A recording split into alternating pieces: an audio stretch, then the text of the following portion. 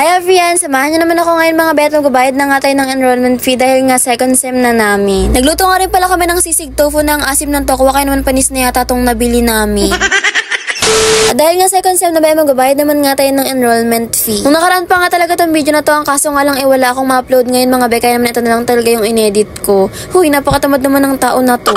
Last day na nga pala ng bayaran namin ngayon, kaya naman talagang nangingina ako ng pang-enroll kay mama. Ang sabi ko nga, ipas na muna ako sa pagbayad dahil nga butas na talaga yung wallet ko, be. Cheers! Nakapila pa nga lang kami bandrito dahil nga may mga nagbabayad pa sa cashier. Registration form ko nga lang hiningi sa akin, kaya naman medyo mabilis lang talaga yung pag-enroll dito. May binigay nga sa akin na papel at nakalista nga lahat dito ng kailangan naming bayaran.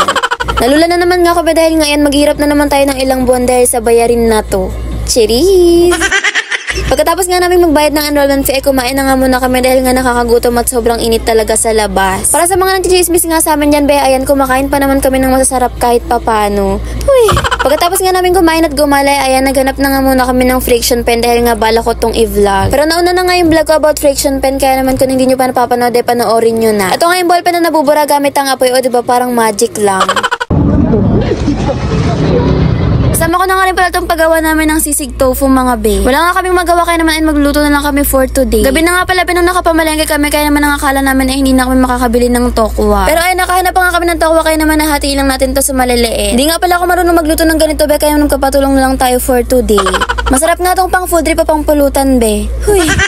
Nagmamadali na nga rin pala kami magluto dahil nga anong oras na nung nagluto kami nito. Prinito nga lang pala namin itong mga tokwa hanggang sa maging ganyan na yung kulay niya. Ako nakikibasa muna sa likod ni Calvin. Pagkatapos nga namin magprito ng tokwa, ay nag-isa naman nga kami ng sibuyas. Hindi nga namin alam kung ano magiging lasa nito, pero ayan, luto lang kami ng luto be.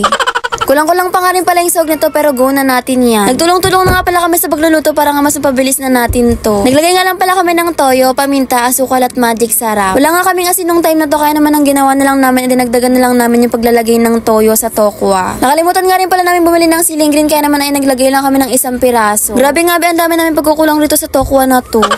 Biglang naging baby. Ganda ba ito? At finally, bahin na nga namin tong sisig tofu dahil nga luto na. Hindi nga namin alam kung ano magiging lasa nito, pero dahil nga gutom na kami, hinayaan na lang namin. Pagkatapos nga namin magluto, pupunta na nga kami sa bahay ng pinsan ko. Huy, wala niya ba kung anong gagawin namin doon. Tingin. Kapit. Tapos ay itong mga to nga ba, parang mga akyat bahay lang. Cheers!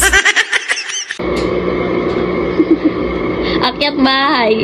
Anong oras na nga pala nito, pero magkakantahan lang talaga kami, promise. Cheers!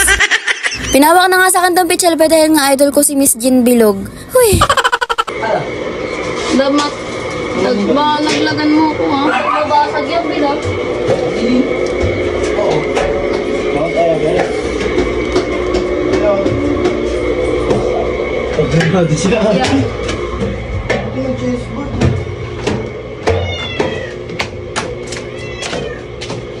Pagpanik na namin ito sa rooftop, natikman na nga namin tong sisig tofu na ginawa namin. Nilagyan nga lang pala namin ng mayonnaise dahil nga yung mga sisig ay nilalagyan ng mayonnaise sa ibabaw. Nung pagtikim nga namin ba, hindi nga namin malaman kung maasim nga lang ba talaga o panis na tong nabili naming tokwa.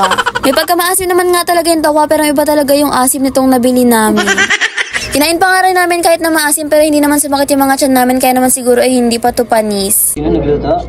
Ako. Si Cloud, pati yung mga Andre. Sino naghiwa ng tokwa? Ako. Wow. Yun lang naman mga bestioner ko nga lang yung pag-enroll ko at yung paggawa namin ng sisig tofu. Yun lang, palike, follow, and share nga pala ng page ko. Thanks for watching!